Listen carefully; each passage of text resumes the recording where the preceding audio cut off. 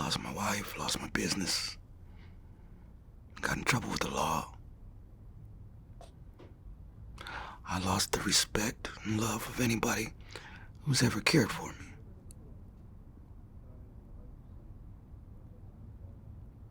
For a long time, I kept asking myself, why the fuck am I doing this? What the fuck?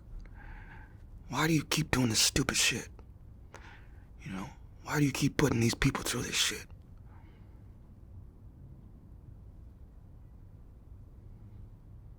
And at some point, I just had an epiphany. I just realized that I don't really like me.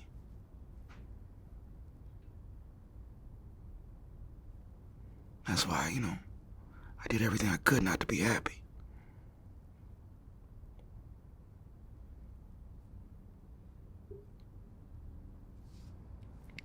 All right, Gray. Where are you from originally? Where'd you grow up? Queens, New York. Tell me about your family. You had mom and dad? I didn't. I grew up as a ward of the state. What was going on at home that your parents lost you? My father was in prison when I was born. And my mother was a drug addict.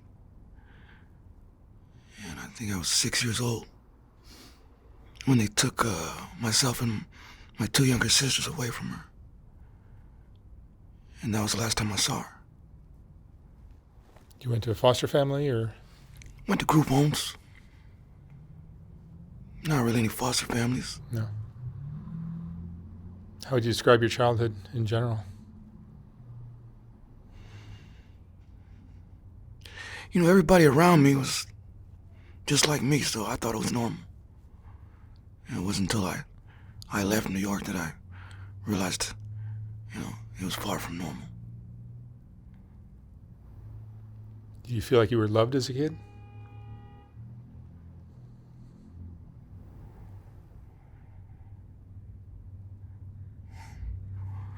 I don't know. I don't think so. How far did you go in school? To 10th grade. 10th grade, I was expelled.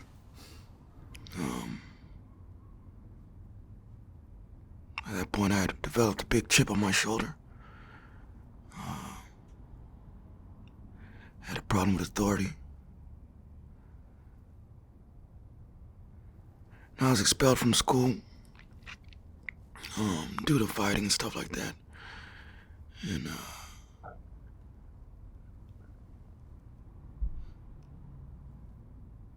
luckily for me, I don't know why, but I took the initiative to get my GED the same year that I got expelled. Because of that, I was able, when I turned 18, to join the Marine Corps. You became a Marine at 18? Yeah. My 18th birthday, because I wasn't going to go to college or anything like that,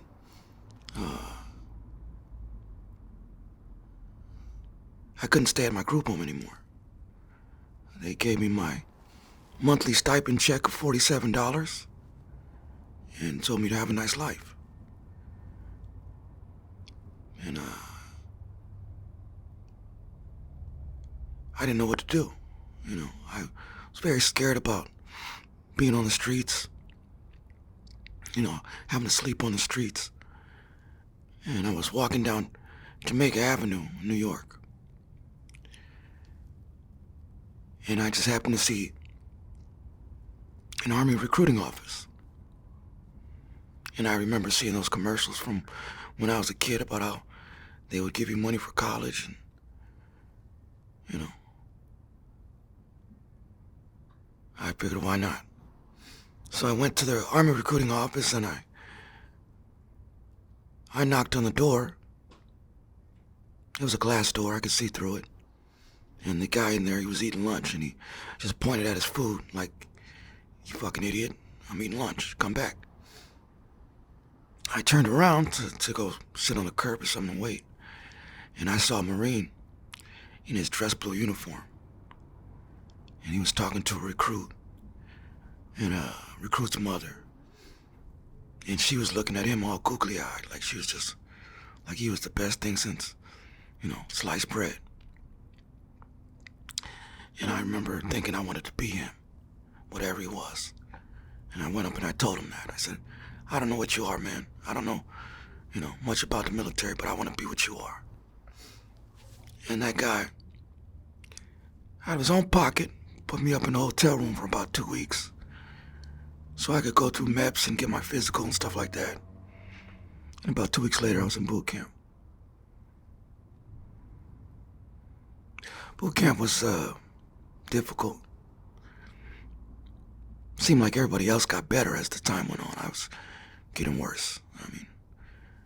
I was getting more tired and more frustrated. Just really didn't have a lot of belief in myself, thinking I could do something like that.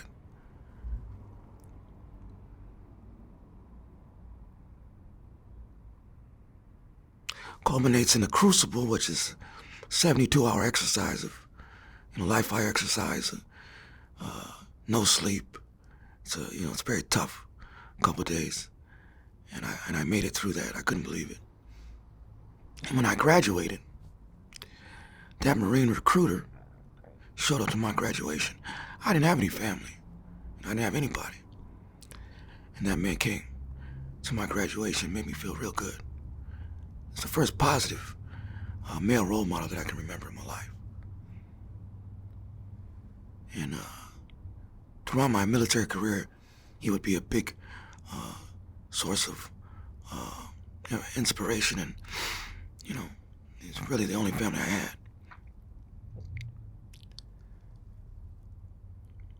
Yeah, I really miss that guy. He's a good man. Did you go overseas? I did. I went to Iraq 3 times and I went to Afghanistan once.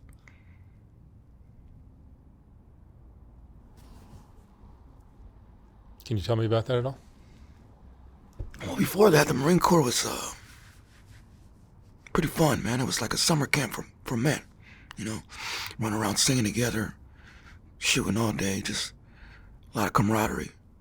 I was young, It was a good time. I really enjoyed it. I'd never been good at anything in my life, and I was finally good at something.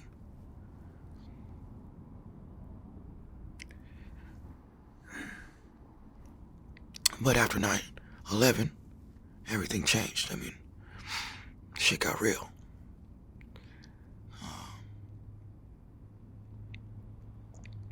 I first deployed in 2004.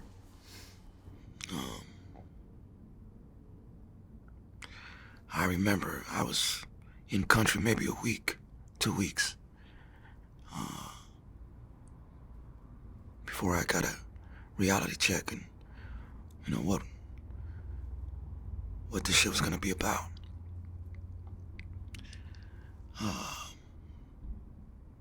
We were prepping up to invade some village, some town. I don't even remember the fucking name. And there was a lot of civilians fleeing through our lines, trying to get away from the incoming assault. And a boy of about 6, I guess he was fleeing with his family. I don't know where they went.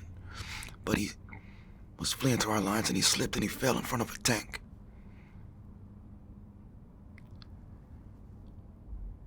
And tank ran over just a corner of his head, but it squished it like a gusher. And this boy was, I'll never forget him. He was sitting there and he wasn't dead. He wasn't even unconscious. He was conscious.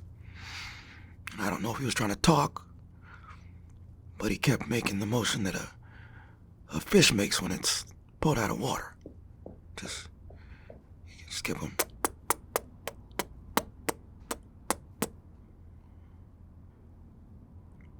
And our medic,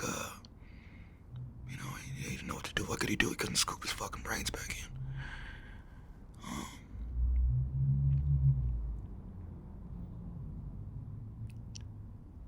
And that's when I was exposed to, you know, what the cost of war is. Because when I joined up, and in the beginning, I mean, everybody told me a lot about what my experience was going to be like. Everybody told me, you know, what it was going to be like. What I was going to get from the Marine Corps, and I got a lot. I believe that, you know, it probably saved my life. But what nobody told me, and what I didn't even think of, was what it was going to cost me.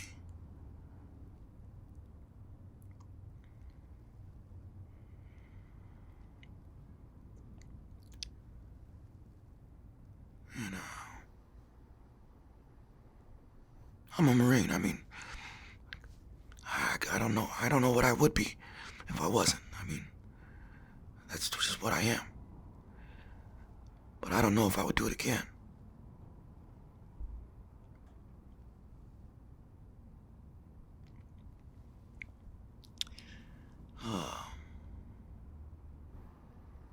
That same tour, that initial tour that I was on,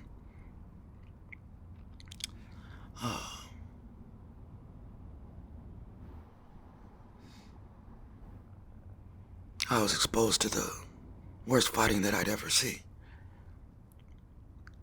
in my career. And now it's a pretty well-known battle, Battle of Fallujah. Second Battle of Fallujah. Operation Phantom Fury, Operation Alpha Jar Phantom Fury.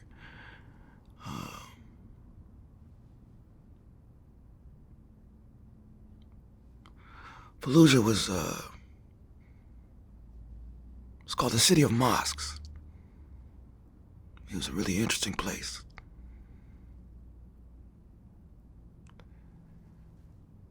I guess prior to my deployment, American forces had attempted to take that city, but due to politics or whatever, it had been decided to pull back and leave it in some civilian groups' hands, and with the promise that they wouldn't harbor any insurgents or any of the government forces.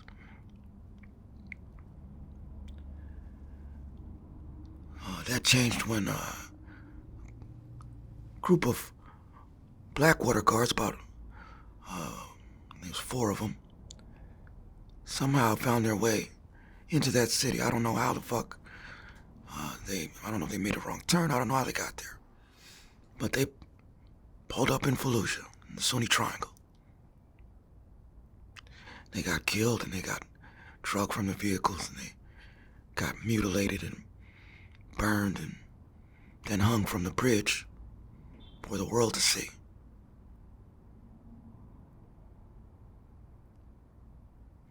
I remember when we were being told this, we were being briefed about this.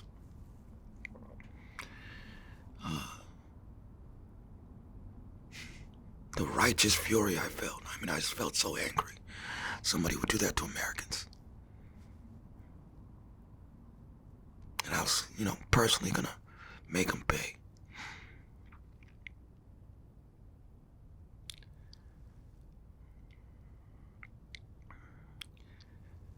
Prior to us invading this city, for a couple months, our PSYOPs teams blanketed the city with leaflets and screaming on their bullhorns, telling them, everyone in the city, that, hey, the Marines are coming. If you don't want to fight, you're free to go. But we're coming, and if you want to fight, we'll be here soon. So everybody in that city pretty much was, you know, an open target. I mean, if you were still there, it's because you wanted to fight us. One thing I don't think anyone expected, we expected the massive, you know, evacuation of a lot of people. A lot of people ran. What we didn't really expect was the massive influx of fighters, foreign fighters, fighters from the Philippines, Chechnya, all sorts of places in Eastern Europe. Just a lot of guys who you wouldn't expect to see in the Middle East. I mean, red hair and freckles and shit like that. And these guys were a lot better trained than the Al-Qaeda or the, Iraqi government forces.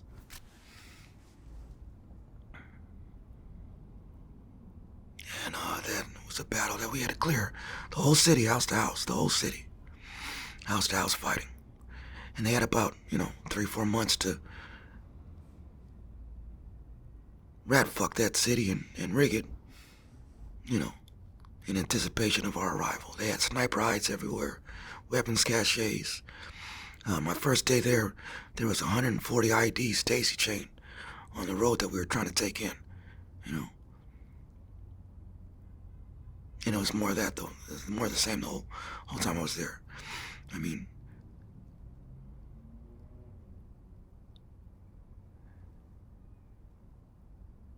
there isn't, to my knowledge, another military as good as ours.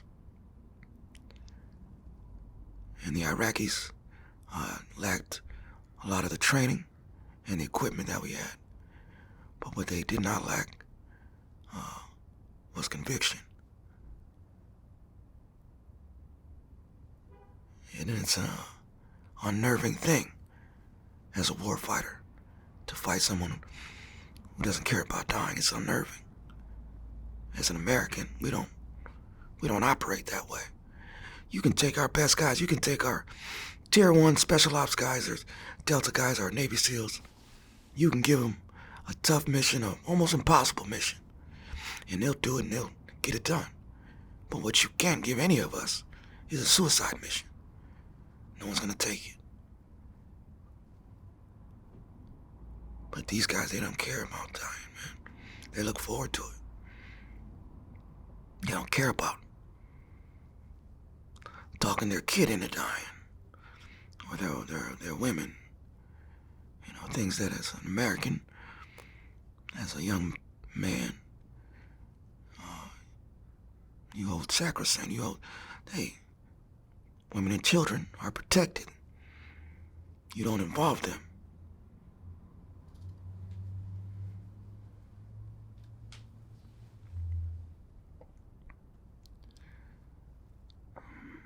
That was in November of 2004.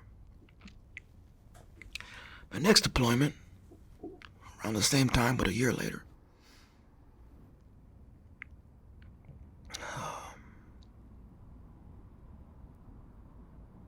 my unit was responsible for what is referred to as the Haditha massacre. It was 3rd Battalion, 1st Marine Regiment, 1st Marine Division. In November as well. Good friend of mine,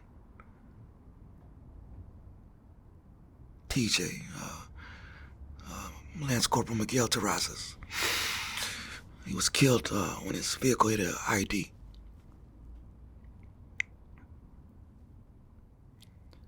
That ID was one of the most powerful ones I'd ever seen. It literally split a up-armored Humvee in half, bisected it in half, like a fucking can of tuna. It just it was a really bad explosion. I remember this guy who was my spades partner, TJ. This guy was a good friend of mine, I remember. We couldn't even find enough of his,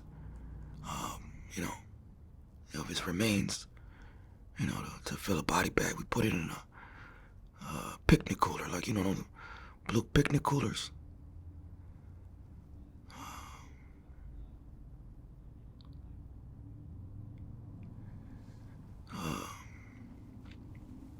And directly after that, his convoy commander, Staff Sergeant Wooderick,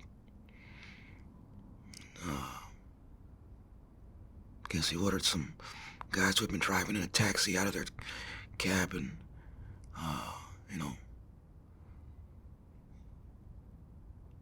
kill those guys because he thought they were the trigger men of the bomb. And all in all, I think 24 civilians lost their life that day. Now, initially,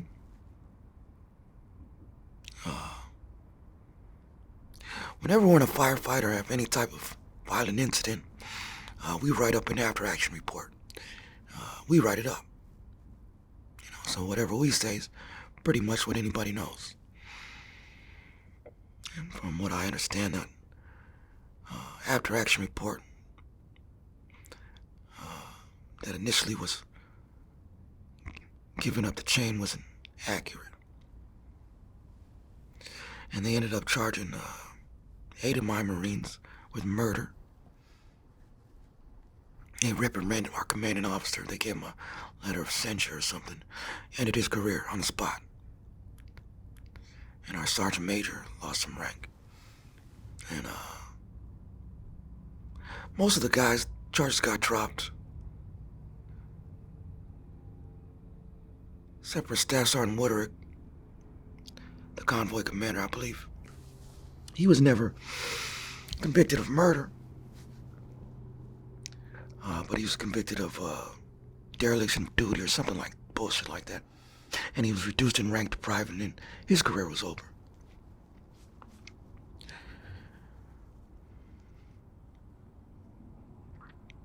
That's when I first experienced the hypocrisy of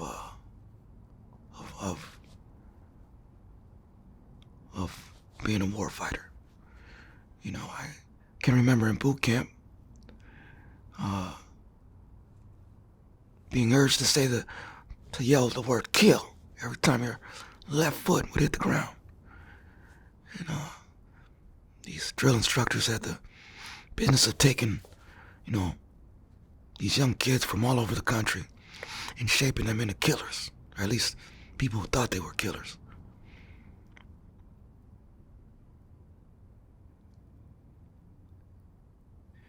I don't know, somehow, at some point that war stopped being a war, and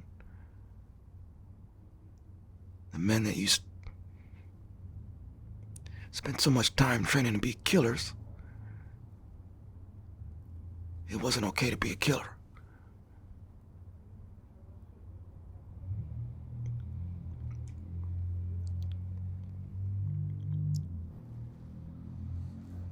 That was the hardest fighting that I did. I did another tour in Iraq and one in Afghanistan. Neither one was as tough as that one.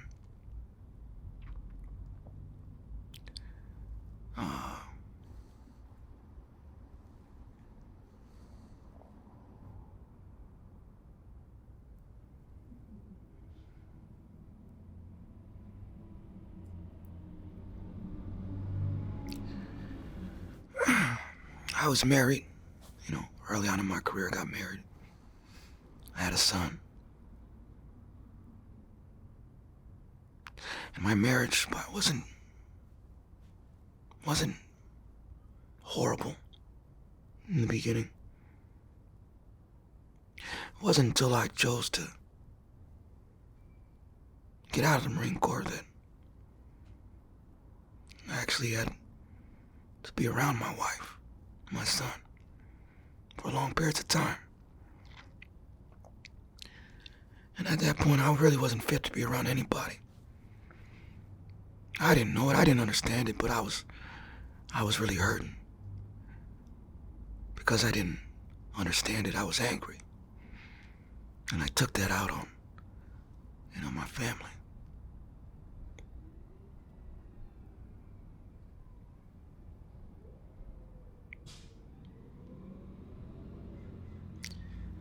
My ex-wife won't allow me to see my son to this day.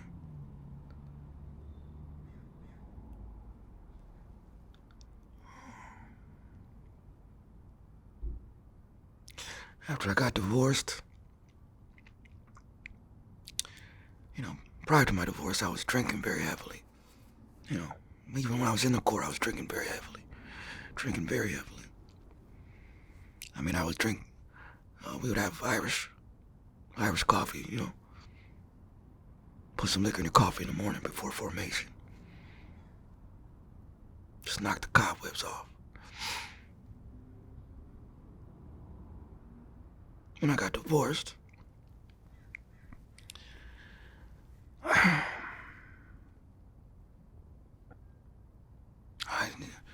I stopped just drinking and I started doing drugs on top of the drinking.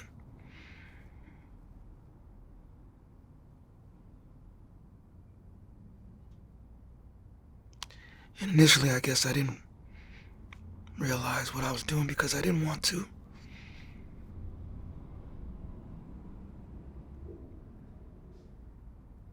But I've come to accept that I, had a real issue with some of the stuff that I did overseas. And that, a lot of me hurting was me hurting myself. Because, I felt I needed to be punished. And how can a man do such horrible things and not be held accountable?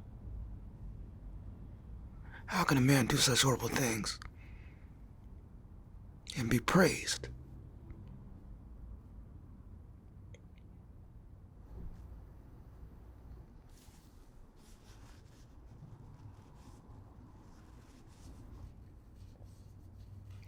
Spent a little over a year at the VA and inpatient combat trauma treatment center, where they diagnosed me with PTSD and, a bunch of other fucking mental problems.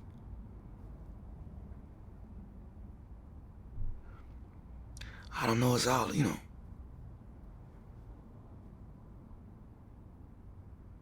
I don't know if I'm capable of doing something different now. I mean,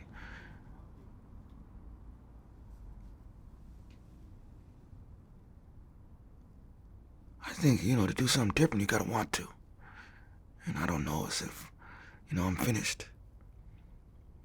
If I'm finished hurting yet. Do you regret enlisting?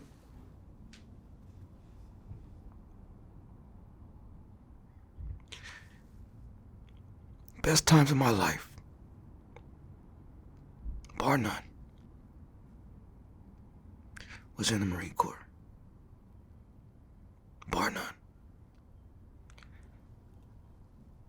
I met some great people. I've seen men do amazing things, man. Completely selfless fucking things, man.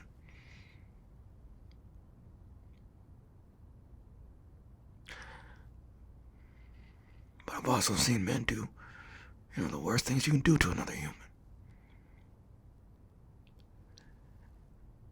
And I don't know as I regret enlisting, but again, I can't say that I would do it all over again.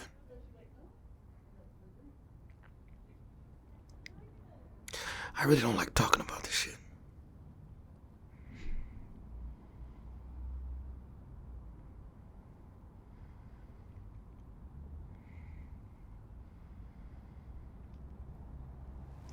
You've been out for how long now?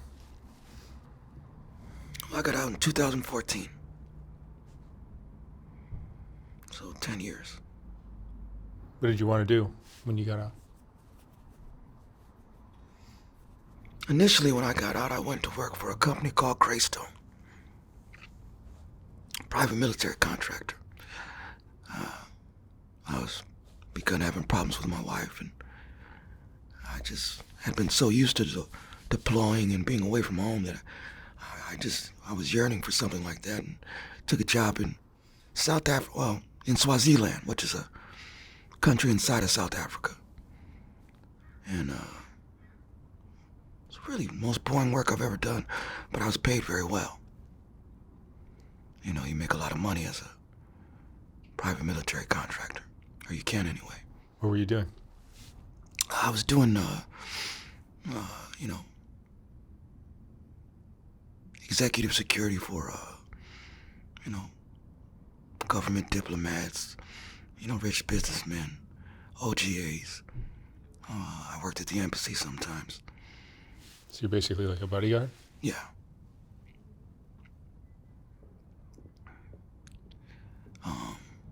Yeah, but it wasn't what I expected. I guess I was fiending for that battlefield rush. You know, never felt so alive as I did when I was, you know, this close to dying. I mean, nothing comes close to that.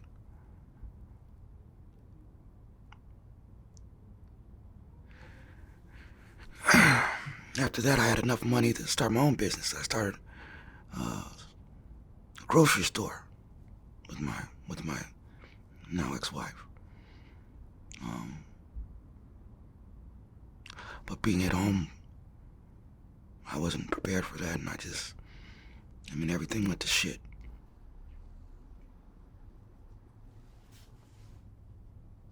I lost my wife, lost my business, got in trouble with the law. I lost the respect and love of anybody who's ever cared for me.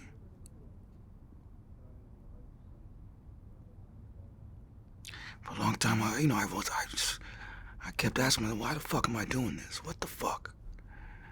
Why do you keep doing this stupid shit? You know, why do you keep putting these people through this shit?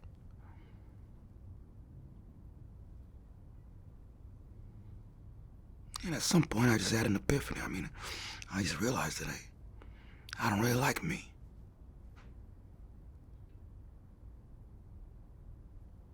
That's why, you know, I did everything I could not to be happy.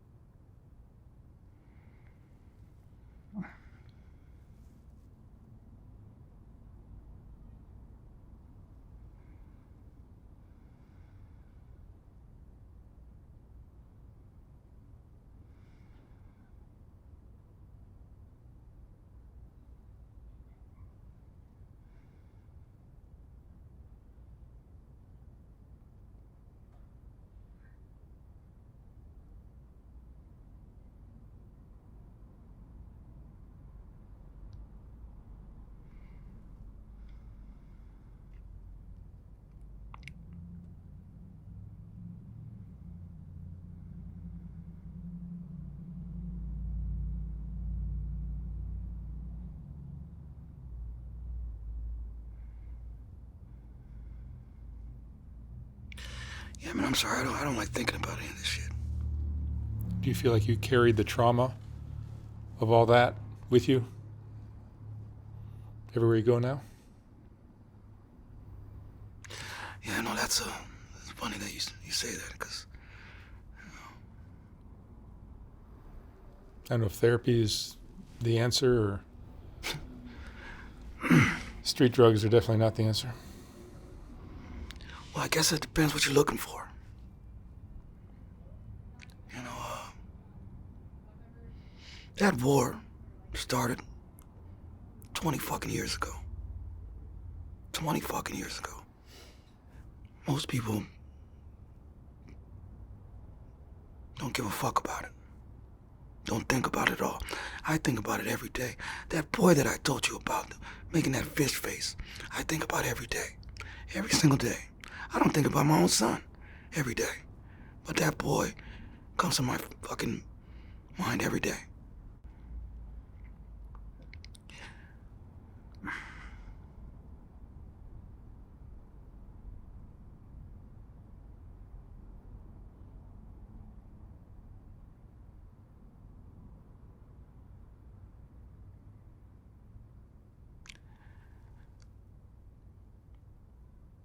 Like I assume everybody, man. I just had a different...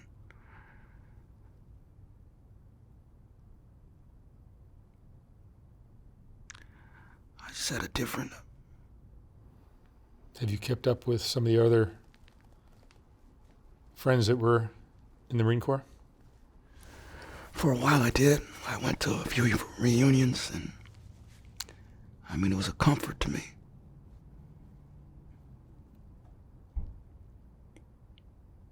It was a comfort to me. But when I really started fucking up, man, I just couldn't face it. Seeing them being such a fuck up.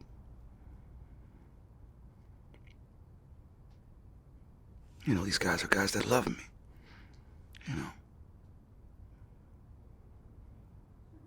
I just couldn't. And then so many of them, man. I've lost more of my Marine comrades since I've been home than I did in war. I've lost more of my friends, my brothers, to suicide than the Taliban, Al-Qaeda, the Mujahideen, anybody. They couldn't fuck with us. But it seems like then everybody I know, including that man, that recruiter, that was the first positive male role model I had. About 10 years ago, he sat at his kitchen table, wrote a note to his wife and his son, and he fucking shot himself in the head.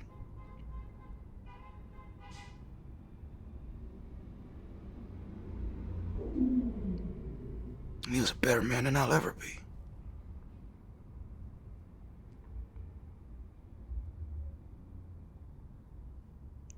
So yeah, I carry this shit with me. I mean, I don't, it is what I am now. Where do you stay now? MacArthur Park. You're on the street? On the street. And drugs? Yeah.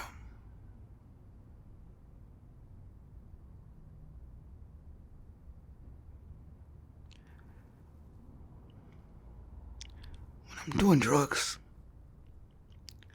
I don't forget anything. Still remember all that fucking shit. But I don't care so much.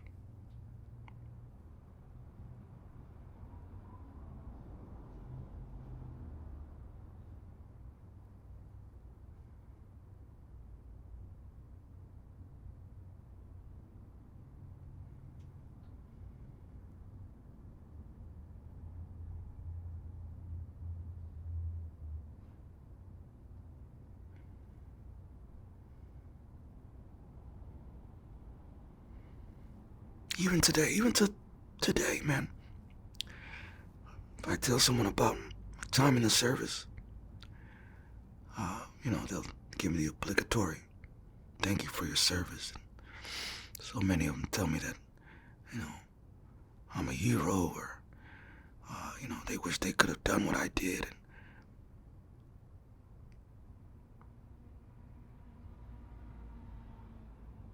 It's all bullshit.